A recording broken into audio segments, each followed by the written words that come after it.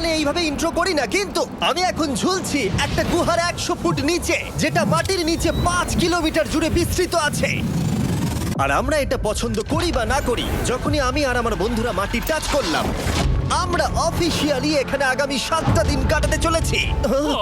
বাবারে, এটা আমার জীবনে করা সবথেকে ভয়ঙ্কর জিনিস। প্রথমত, আমাদের এখন এখান থেকে অনেকটা দূরে যেতে হবে। কেন? যদি ঝড় বৃষ্টি হয় তাহলে এই পুরো জায়গাটা জলে ভরে যেতে পারে, আর সমুদ্রের মতো ঢেউ এসে সবাইকে ভাসিয়ে নিয়ে যেতে পারে। সেই জন্য আমাদের আরো ভিতরে যেতে হবে একটা বেস ক্যাম্প বানানোর জন্য। ভাই এটা পুরো পাগলাম। এটা একটা অন্য জগৎ মনে হচ্ছে। এই কেভ এন্ট্রান্সটা হয়তো দেখতে সুন্দর, কিন্তু দেখে যা মনে হচ্ছে আসলে তা নয়। আর আমরা হয়তো জানি না যে আগামী 7টা দিন আমাদের জীবনের সব থেকে কঠিন সময় হতে চলেছে। সব থেকে বাজে ডিসিশন। ঠিক আছে, আর কিছুক্ষণের মধ্যেই অন্ধকার হতে চলেছে। ক্যাম্প না করলে আমরা বিপদে পড়বো। আমরা কোথায় যাচ্ছি সেটা কি বলবে? আমাদের ক্যাম্প সেটআপের জন্য একটা ফ্ল্যাট গ্রাউন্ড খুঁজতেই হবে। কেভের ভেতরে ঢোকার পরে আমরা এমন একটা জায়গা খুঁজে পেলাম যেটা অনেকটা উঁচুতে থাকায় আমরা জল থেকে সুরক্ষিত থাকতে পারবো। তার মানে এটা ক্যাম্পের জন্য পারফেক্ট। পারফেক্টটা একটু বেশি হয়ে গেল। মোটামুটি বলা যেতে পারে। ঠিক আছে, ক্যাম্পের জন্য মোটামুটি। প্রথম দিনের বাকিটা আমরা কাটিয়ে দিলাম আমাদের জিনিসপত্র আনতে। প্রত্যেকটা ব্যাগের ওজন প্রায় 80 পাউন্ড। আর যেমনটা তোমরা ফুটেজে দেখছো, আমরা এটা করতে 4 ঘন্টা লাগিয়ে দিলাম। এখান থেকে যাওয়া খুব কঠিন। তারপরে আমরা সবাই বেস ক্যাম্পে ফিরে গেলাম। ঠিক আছে, আমরা এখানে লাইট লাগিয়ে দিলাম। আমাদের সব জিনিসপত্র হোম বেসে চলে এসেছে। একটু ক্যামেরাটা ওদিকে দেখাবে? ওদিকটা কিন্তু ভয়ানক অন্ধকার, আর সবসময় এরকমই থাকবে। তাই আমরা ক্যাম্পিং গ্রাউন্ডের জন্য খুব বেশি কিছু করতে পারলাম না। কটা ফুটো করে দড়ি টাঙিয়ে দিলাম। এটা ধরো আর ওঠো দেখি। মনে হচ্ছে আমাদের হ্যামকগুলো ভালোই সাপোর্ট পাবে। আর তারপরে আমাদের সার্ভাইভাল গাইড জোয়ের সাহায্যে আমরা হ্যামক টাঙালাম। এই সরু দড়িটা আমার হ্যামকটাকে ধরে রাখবে। হ্যাঁ। ডিনার খেয়ে আমরা প্রথম রাত্রি ঠান্ডার জন্য তৈরি হলাম। আমি মিথ্যে কথা বলবো না, আমি যতটা ভেবেছিলাম তার থেকে এই হ্যামকটা অনেক বেশি কমফোর্টেবল। এই আমি তো আমার চমকেই হাতটা তো গেছিলাম। বড় কেন ভাই? এই কেভটা 2.5 কিলোমিটার ডিপ, আর আমরা এখন এন্ট্রান্সের কাছেই ক্যাম্পিং করছি। কাল আমরা অনেক কিছু এক্সপ্লোর করব। তোমরা কেমন ঘুমালে? ভয়ঙ্কর। ঘুমই হয়নি। এটা সত্যি একটা অস্বস্তিকর পরিবেশ। কেবের উপর থেকে অনবরত আমাদের উপরে জল পড়েই যাচ্ছিল, তাই উপরে একটা প্লাস্টিক চাপালাম, কিন্তু তাও আমাদের হ্যামকের উপরে জল পড়েই যাচ্ছিল। একটা আইডিয়া আছে, চলো শেল্টারগুলোকে ভালোভাবে তৈরি করি। আমার মনে হয় এই প্লাস্টিকগুলোকে জুড়ে দিলে আর জল পড়বে না। বাহ, তুমি তো জিনিয়াস। আমি শুধু একজন ইউটিউবারই নয়, ঠিক আছে? আমার হ্যামকটা এটার উপরে ঝুলছিল। মানে দেখো, আমি আরেকটু হলে হ্যামক থেকে নেমে পড়ে যেতাম। আর আমরা সেই সময় এটা বুঝতেই পারিনি যে এই গর্তটা প্রায় 40 ফুট গভীর। তাই যখন আমি আর শন প্লাস্টিকগুলোকে জুড়ছিলাম, তখন ম্যাক আর কার্ল এই গর্তটা কতটা ভয়ঙ্কর সেটা দেখতে গেল। আমার হ্যামকটা দেখতে পাচ্ছো? ওখানে আমি ঘুমোচ্ছিলাম। এদিকটা দেখো। আর যেহেতু এই কেভে সব একই রকম দেখতে, তাই আমাদেরকে ফলো করা অনেকটাই কঠিন ছিল। এই ম্যাপে তোমরা আমাদের হোম বেস দেখতে পারবে, আর দেখতে পারবে ওরা ওখান থেকে কত দূর হ্যাঁ, যাচ্ছে। এটা তো খুবই ভয়ঙ্কর। ভাই এটা পাগলামো। আর যখন ছেলেরা র্যান্ডমলি এক্সপ্লোর করছিল, তখন আমি আর শন ক্যাম্পে কাজ করছিলাম। এই স্লিপিং ব্যাগটা এখানে কেন পড়ে? কারণ এটার থেকে পিয়ের গন্ধ বেরোচ্ছে। ইয়া! এটার থেকে শেখা উচিত স্লিপিং ব্যাগ ভাড়া নিতে নেই। আমরা স্লিপিং ব্যাগ কেন ভাড়া আমি- নিয়েছি? কেন আমি আমরা জানি না। স্লিপিং ব্যাগগুলো কিনে আনতে পারলাম না? আর তারপরে আমরা এই দুটো প্লাস্টিককে জিপ টাই দিয়ে জুড়ে দিলাম। কিছু মনে করো না, এই দড়িটার উপরে আমার জীবন বাজি আছে। আর তখন ওইদিকে ম্যাক আর কার্ল তখন ওই গর্তের মধ্যে। ও মাই গড, ম্যাক! আর শেষ পর্যন্ত ওরা একদম নিচে পৌঁছে গেল। এই! আমি তো ভাবলাম সবাই ক্যাম্প নিয়ে কাজ করবে। আমরা শুধু দেখাচ্ছিলাম জায়গাটা কতটা ভয়ঙ্কর। না পড়লেই হবে, তোমাদের স্কিল নেই। আচ্ছা ঠিক আছে। আর যদিও ওদের এবার ফিরে আসা উচিত ছিল, কিন্তু কাল আর ম্যাক এটা কতটা গভীর সেটা দেখানোর চেষ্টা করলো। ভাই এটা দেখতে দারুণ লাগছে। তুমি কি নদীটাকে পার করতে পারবে? কিন্তু ওরা এটা জানে না যে এই রিভারটা এই কেভের গোটাটাই জুড়ে আছে। তার মানে এর মধ্যেও আমাদের কিছুটা সময় কাটাতে হতেই পারে। ওই তো ওরা এসে গেছে। এসো। তোমরা রান্না করে রেখেছো তো? হ্যাঁ, রান্না করেছি। ঠিক বলেছ। একটা নতুন বাড়ি, ঠিক বলেছি তো? একদম। এখন আমাদের একটা ছাদ আছে। আর এটা তো দারুণ। জিমি রান্না বেশ ভালোই আর করেছে। আমরা আমাদের ফায়ার পিটটাকে এই সুন্দর জায়গাটাতে নিয়ে এসেছি। জায়গাটা কেমন? বেশ গরম। আরামদায়ক। এই পাথরগুলো গরমটাকে ধরে রাখবে এবং ওপর থেকে যে পি পড়ছে সেগুলোকে আটকে দেবে। ওটা পি নয়। তাহলে ওটাকে কি বলবো? যদি জানি না, হয়তো বৃষ্টির জল হবে বা না, এটা বৃষ্টি নয়, না, পাথর মানে ইয়ে তুমি- করছে। এই একটু উপরে দেখাও। তুমি মেঘ দেখতে পাচ্ছো? পাথর দেখা যাচ্ছে। এটা বৃষ্টি নয়, রক পি। Rock P. ঠিক আছে, রক পি। ঠিক আছে, এটা রক পি। আর একটা শুকনো রাত ঘুমিয়ে কাটাবার পরে আমরা ঠিক করলাম জো আমাদের সার্ভাইভাল এক্সপার্ট, তাকে নিয়ে আমরা কেভের শেষ প্রান্ত অব্দি যাব। Cave! Cave! Cave! Cave! Cave! Cave! Cave! দেখা যাক আমরা কেভের কতটা গভীরে যেতে পারি। তোমরা কিন্তু মনে রাখবে আমরা সবেমাত্র কেভের এন্ট্রান্সের দিকেই আছি, আর আমাদের ইচ্ছা এই কেভের শেষ প্রান্ত অব্দি যাওয়া, অবশ্যই না মরে গিয়ে। ও মাই গড, এটা তো খুবই স্টিফ। আরে এটা তো সবে শুরু। আমরা কেভের আরো গভীরে এসেছি। তোমরা সবাই সাবধানে আসবে। এটা খুবই ছোট জায়গা, আমার মনে হয় না এখান থেকে আমি যেতে পারবো। কেভ এক্সপ্লোরের ইন্টারেস্টিং জিনিসটা হলো যা হোক করে আমাদের এই ছোট্ট ফাঁকগুলোর মধ্য দিয়ে এগিয়ে যেতে হবে। ও মাই গড, খুব ছোট জায়গা। আর তারপরেই খুব বড় একটা জায়গা আসবে, সেটা এতটাই বড় যে কিছু না দেখতে পাওয়ার জন্য এটা করতে হলো। ও মাই গড। এবার আমি সব দেখতে পাচ্ছি, এটা দুর্দান্ত। এটার তো অনেক আলো। ভাই জায়গাটা কতটা সুন্দর দেখো। বাপরে কি আলো, আমি তো তাকাতেই পারছি না। আমি তো অন্ধ হয়ে যাব মনে হচ্ছে। এ বাবা, এটা কি হলো? আমরা বোধহয় ঠিক মতো এটাকে ব্যবহার করতে জানতামই না। চলো এগিয়ে যাই। আর তাই আমরা এগোতে থাকলাম। এই যে এই জায়গাগুলো, এগুলো খুব ভালো ধরার এখানে? জায়গা। এগুলো ধরে এখান থেকে পা ঘুরিয়ে চলে আসতে পারবে। এইভাবে কি? হ্যাঁ, একদম পারফেক্ট। জো সব থেকে ভালো কেভ গাইড। এভাবে কেউ গাইড করতে পারবে না। ঠিক আছে, এইবার ব্যাপারটা ইন্টারেস্টিং হবে। কি? এটা কি? এখান থেকে আমাদের ওয়েট শুট পরে সাঁতার কেটে যেতে হবে।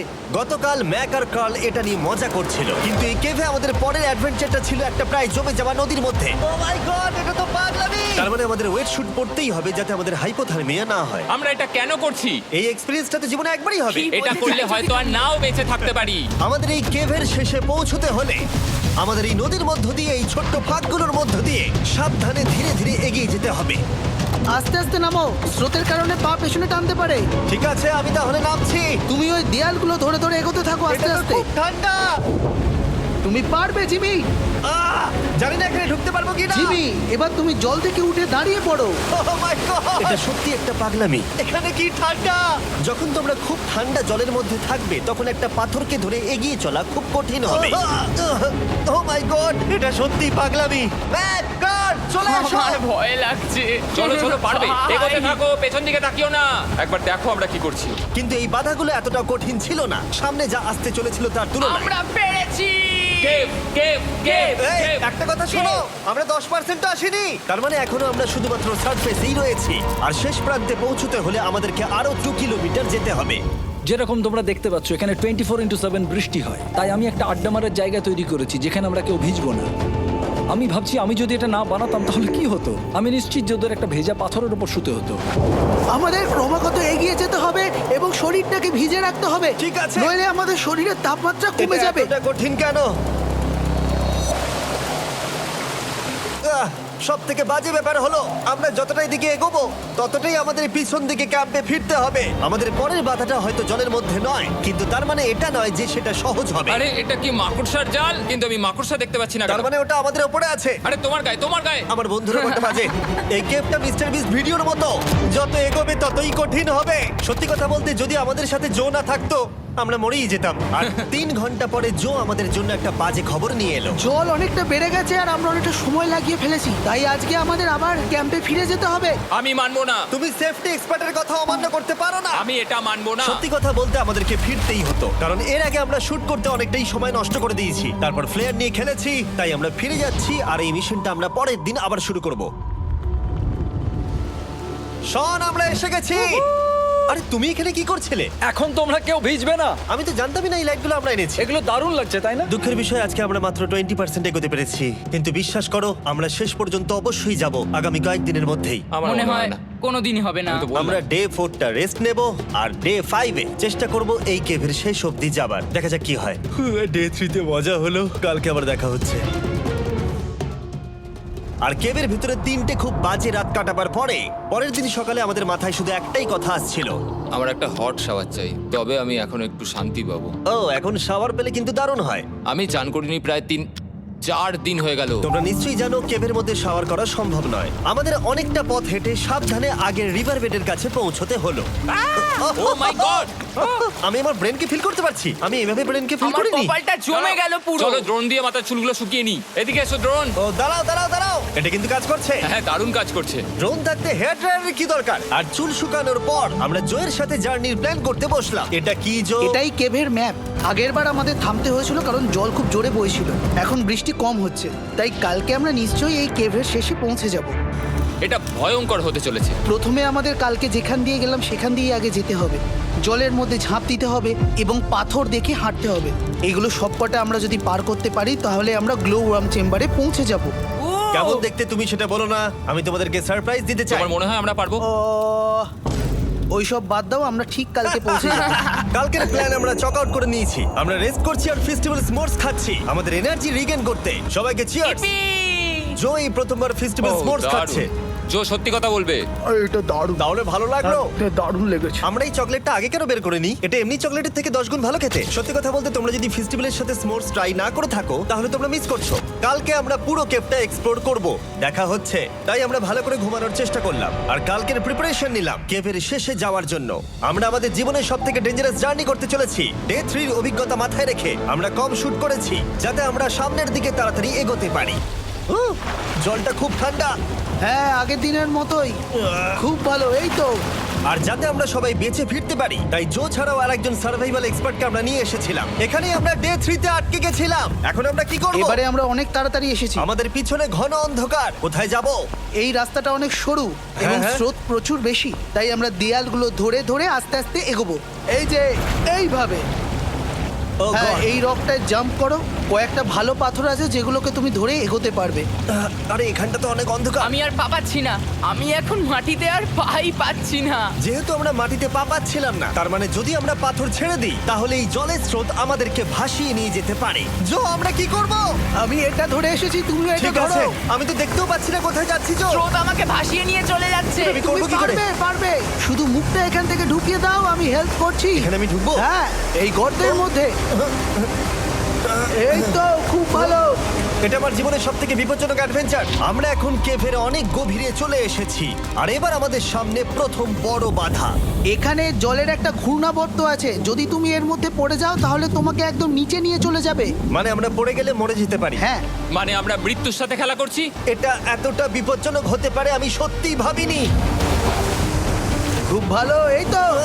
তাহলে কি আমার পা এখানে হ্যাঁ, রাখবো? রাখো রাখো। ঠিক আছে, এই তো আমি পেরেছি। এটা আমার ভাবনার থেকেও বেশি কঠিন ছিল। এই নদীটা কতটা শক্তিশালী এই গোটা কেভটাকে তৈরি করেছে। কিন্তু মজার ব্যাপার হলো আমরা পাথরের মতো শক্তিশালী নই। আমি শুধুমাত্র মানুষের মতোই শক্তিশালী। সৌভাগ্যবশত কাল এই অ্যাডভেঞ্চারে লিড করেনি, তার বদলে আমরা একজন অ্যাভেঞ্জার জোকে পেয়েছি। ও কতটা এক্সপার্ট তার প্রমাণ হিসেবে বলতে পারি। সে লিটারালি কতটা ওপর থেকে আমাদেরকে নদীতে ঝাঁপ দিয়ে দেখালো। ও মাই গড, এটা পাগলামি। কে বললো এটা পাগলামি? এটা তো আমার কাছে খুবই সহজ। আমি এটা করব। তুমি কোনোভাবেই এটা করতে পারবে না। আরে কি বলছোটা কি তুমি? আমি এক্ষুনি করতে চাই। চলো যাচ্ছি Joe. God speed back. Jimmy আমার সাথে যা যা করেছে তার কাছে এটা তো কিছুই নয়। 3, 2, 1।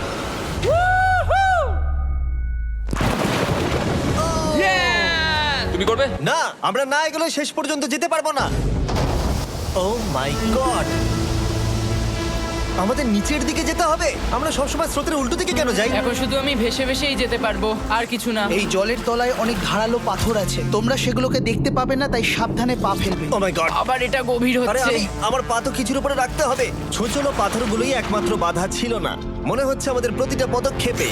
ও ভাই, আমি কিচ্ছু দেখতে পাচ্ছি না। এটা খুব ভয়ঙ্কর। কেভটা আরো অন্ধকার হয়ে আসছিল এবং আরো সরু।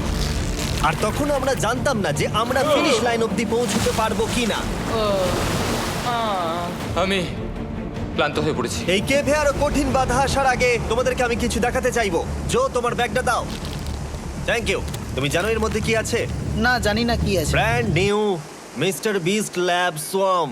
সত্যি কথা বলছি, গত 5 ঘন্টা ধরে যেহেতু আমি অনেক পরিশ্রম করেছি, তাই কোনো মতেই এখন এটা আমি বলার মতো অবস্থায় নেই। তাই এটা শুট করার 1 মাস পরে আমি পুরো কেপ সেটটা তৈরি করলাম ফিউচার জিমি নেম ট্যাগ দিয়ে। তারপরে বললাম, হে, আমি ফিউচার জিমি, আর আমি এখন তোমাদেরকে বলবো brand new toy line of mister beast lab swamp সম্পর্কে। এটা একটা কালেক্টিবল টয় লাইন, আর এখানে 119টা ইউনিক ডিজাইন ক্যারেক্টারও আছে যা তোমরা কালেক্ট করতে পারো। আর সবথেকে দারুণ ব্যাপারটা হলো, কোন ক্যারেক্টারটা তুমি পেয়েছো সেটা জানতে হলে এই টিউবে ওয়াটার দিয়ে নাড়াতে হবে আর তোমার সোয়ামস তোমার সামনে চলে আসবে।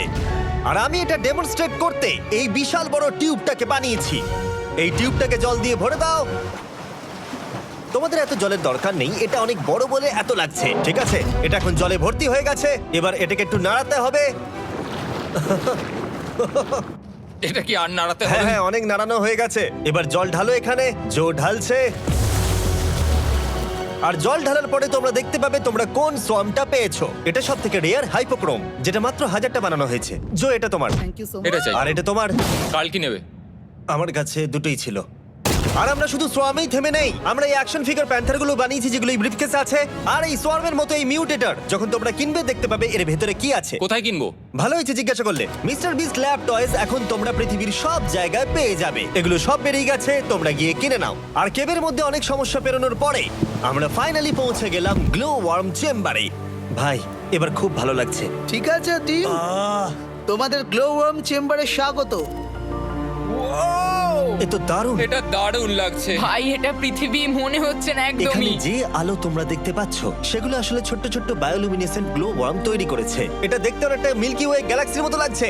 ওয়াও! আর এই মুহূর্তটা, এই ভিউ, সত্যি বলতে এই ট্রেকের সমস্ত ক্লান্তি যেন দূর করে দিল। এখানে অবধি পৌঁছানো যেন সত্যি একটা অ্যাচিভমেন্ট ছিল। কিন্তু এখন আমাদের যাত্রা শেষ হয়নি, কারণ আমাদের এখান থেকে এখন বেস ক্যাম্পে ফিরতে হবে। আজকে ডে 6 হতে চলেছে, এখনো ওরা আসেনি আর আমি খুব ক্লান্ত। আমার মনে হয় না আমি ভালো করে ঘুমোতে পারবো, ওদের জন্য খুব চিন্তা হচ্ছে। এই ট্রিপটা অনেকটাই সহজ ছিল কারণ আমরা স্রোতের সাথে ভেসে ভেসে যাচ্ছিলাম। আর যেহেতু তোমরা এই ট্রিপটা দেখেছো তাই আমরা এটাকে স্কিপ করলাম। কিন্তু সত্যি বলতে এই জার্নিটাও অনেকটা বেশি সময় নিল, কারণ আমরা ক্যাম্পে পৌঁছানোর আগেই 6 নম্বর দিন চলে এলো। শন, সবাই ঠিক আছো তো? আমার খুব চিন্তা হচ্ছিল। Happy day 6। ডে 6 খুব ভালো। এনার্জি বাড়াতে আমরা আগুনের উত্তাপ নিলাম এবং ফাইনালি আমরা কিছু খেতে পেলাম। এটা খুবই অ্যাডভেঞ্চারাস ডে ছিল। কালকে দেখা হচ্ছে, মানে আজকেই হয়তো। এটা হয় ডে কোনোদিন 6 হবে না। নাকি আজকে, না আমি জানি না। এত বড় ট্রেক সম্পূর্ণ করার পরে শারীরিকভাবে চূড়ান্ত ক্লান্ত হওয়া সত্ত্বেও জানি না কেন কিন্তু আমি একদমই ঘুমাতে পারছিলাম না।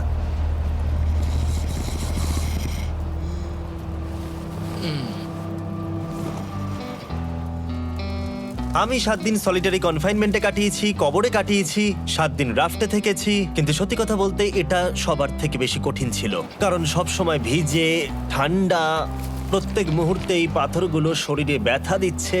বেশিরভাগ সময়টাই এই কেভটা দুঃস্বপ্নের মতো ছিল। কিন্তু তোমার আর আমার মধ্যে জিমি! ইয়ো! গার্ড, আমাকে দেখতে পাচ্ছ? এটা পৃথিবীর সবথেকে উজ্জ্বল টর্চ। মজার মুহূর্ত অনেক ছিল। মাটির নিচে 300 ফুট গভীরে অভিযান চালানো থেকে আমাদের সবাই মিলে হ্যামক নিয়ে হাসাহাসি করা সবকিছুই এই অভিযানের অংশ ছিল। যেহেতু আমাদের সঙ্গ দারুণ, চলো তিমির মতো আওয়াজ করো। তাই এই ভিজে, ঠান্ডা, পাথুরে অদ্ভুত কেভের ট্রিপটা বদলে গেল আমাদের জীবনের সব থেকে সুন্দর মুহূর্তে।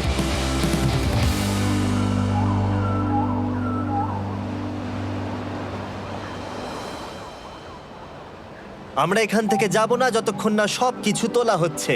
আর আমি সবকিছু বলেছি মানে সবকিছুই।